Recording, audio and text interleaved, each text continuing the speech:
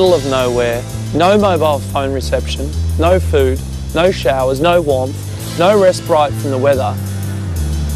One four-wheel drive's gone off the cliff. The Child's Dream four-wheel drive, it's parked by the side of the road, unable to negotiate some of the very steep inclines that I had to get through.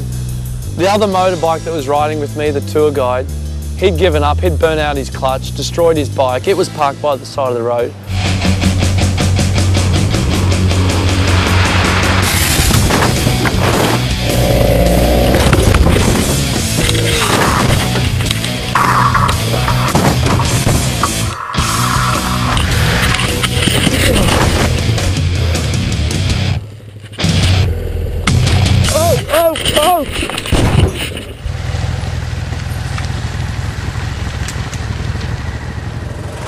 Freezing cold.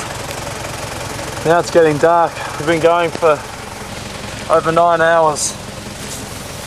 You know, when someone says to you that 150 kilometers is going to take 10 hours, until you've seen this, you just scoff at them, like I did this morning.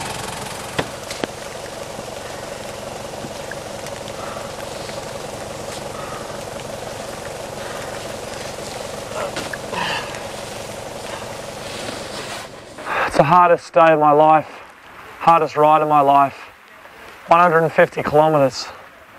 I never could have thought anything could be so hard and just challenged me so much.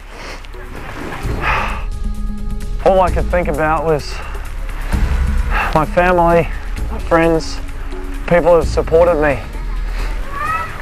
and just finding my way through and getting to the end and being able to talk to them. I'd come down with a severe case of hypothermia, and we desperately needed a place to sleep. 4 guest houses later, and things were becoming dire. Around 9 o'clock, someone was banging on my door, opened the door and saw aliens. And they looked totally dirty. And then they asked for room, but I was full. Monica has saved my life tonight. I starting to lose consciousness in the car. I could feel my heartbeat starting to slow as the hypothermia set in. It was bad. He even couldn't look at me and just ask, where is your shower? Where is the shower? And he had even blue lips and shaking the whole body. I made him also a hot Lao Lao. This is the famous rice schnapps from Laos. With some homemade goulash and a couple of Lao Laos in me, my consciousness returned. After hearing our story, Monica eventually let us sleep on the floor. All in all, it was a day I'll never forget.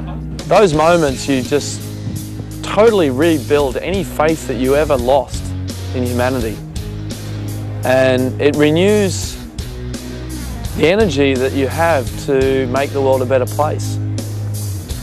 I can't speak enough about the importance of that day and the resolve it gave me to push on.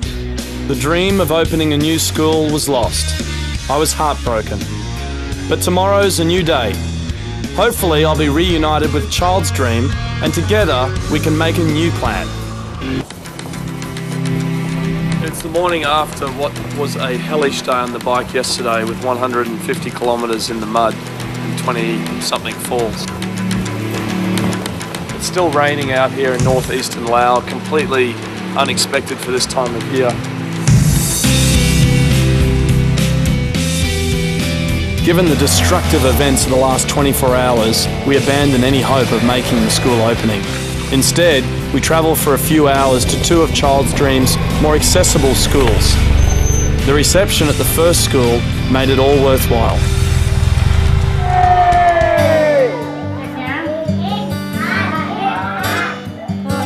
Daniel Siegfried and Mark Jenny were successful bankers who simply gave it all away to find real meaning in their lives.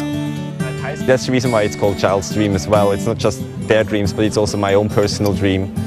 And when I see children coming to school, It's just proof that I have done the right choices for my life and that I actually decided to resign from banking and do this kind of work. So it's pure satisfaction. That's what I feel. Very proud, actually. I just love the way that they operate. They're just so efficient, clinical, precise about what they do.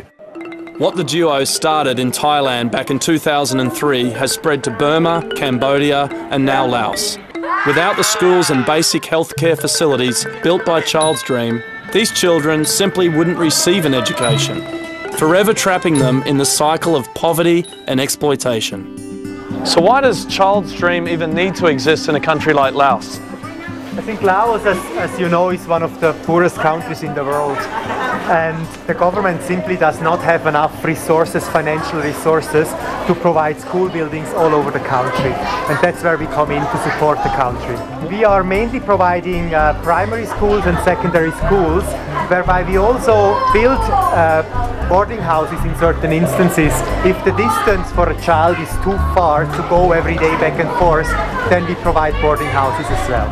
Child's Dream's impact is clear to see.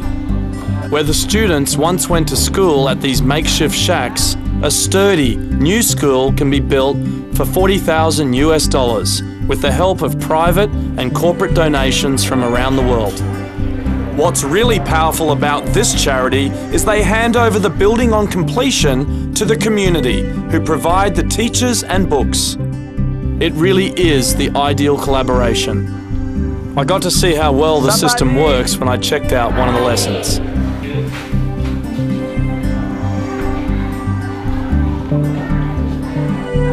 These kids are learning some serious stuff. Grade 10 algebra and English was hard enough for me, but in Laos, impossible. If they don't get an education, the risk of exploitation is extremely high. So by empowering these children, by giving them an education, we'll give them opportunities for the future, whether they can make a choice whether they want to stay in the family farm, whether they want to get a job somewhere else. And even if they stay in the family farm, they will make good decisions for their farm, because this is like a small enterprise. 1 out of 5 children in Laos have no access to school, and only 15% continue past primary school. With figures like that, the ones saved by Child's Dream are truly grateful. ฝานี่จะบ่ได้แอมเลยแอมครึ่งหนึ่งแต่ แอมโดยไม่ป้องซับเป็นฝากมาใส่ เวลาลมพัดนี่มันจะฝนตกลมแรงนี่มันฝนในหัวตอนลมมีพัดบางทีก็จะได้ขาดโรงเรียนเป็นบางตอนแบบฝนอากาศ ฝนตกเวลาลมพัดแล้วมันจะพัดสัญญาแล้วมันจะปึงออกเลย เป็นที่ฝุ่นคุ้มเลย One has to imagine that children without an education, and when we look at Laos, for example, 20% of the kids have no access to school at all, not even primary level.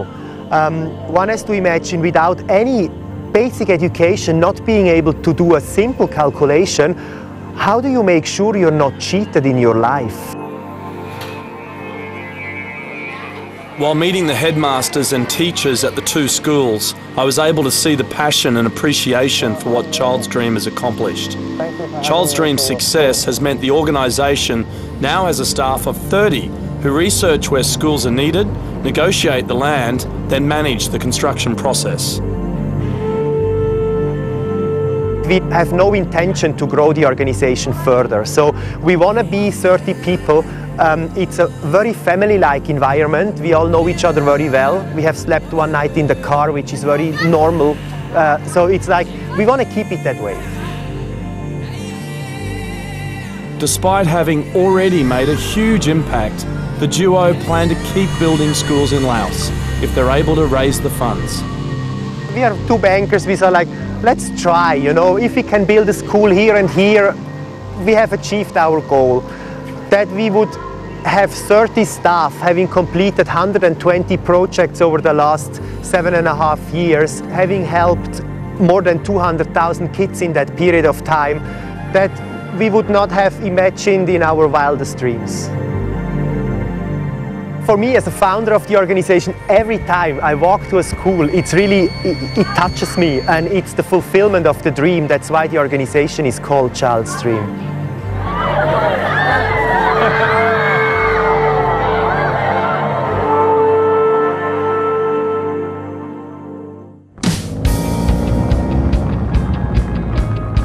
refreshed and invigorated by the school visits, it was time to push on.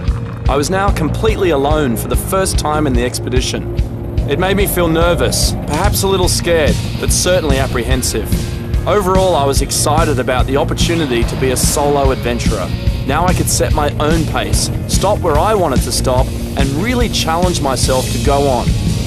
The day was beautiful, a perfect blue sky. The 400-kilometre journey to Laos' capital, Vientiane, would take 8 hours and see me make over 7,500 corners. I rode hard and beyond the point of exhaustion, as making it further, across the border to Thailand, meant that I could escape the clutches of two unscrupulous fixers who had been scamming me throughout Vietnam and Laos and were now waiting for me in Vientiane. One of them became hostile since his failed attempt to ride with me on the hellish mud day to the planned school opening. He'd been forced back to Luang Prabang for bike repairs, but was now using my satellite transmitter to hunt me down and extort more money. His sidekick had already extracted $1,500 from me to enter Laos, so I was determined to make it into Thailand, then back into Laos, so I could carry on further south to Cambodia without them. Using only a compass and with the help of a few locals, Where's Thailand? I was able to find the Thai-Lao Friendship Bridge minutes before it closed for the night. Morgan Parker may be able to get into Thailand, but his route calls for a return to Laos before crossing into Cambodia. Will the fixers be waiting for him? What surprises await our intrepid adventurer? Find out next week on Wheel to Wheel.